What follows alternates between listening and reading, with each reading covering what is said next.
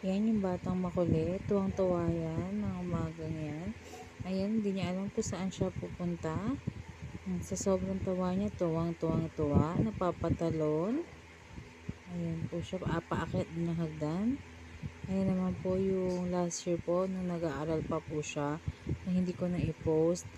Yan po yung, ano nga ba tawag dyan? United Nation po nila sa Yanga School. Happy naman din Yan po po, siya natulog dyan. na po si Rich J ng maaga. Hindi ko, dahil po napagod siguro after ng kanyang therapy. Sunod-sunod na po ang kanyang activities. Yun po, kasi panigurado ng ulit at nagtatakbo na naman po dito sa loob ng bahay ang batang makulit. Then, yun nga po, dire-diretso na po sana ang tulog niya hanggang bukas para po hindi naman ulit mamaya madaling araw dahil po may pasok din naman po ako at nag-chill po ako ulit na uminom ako ng Maria Clara po ulit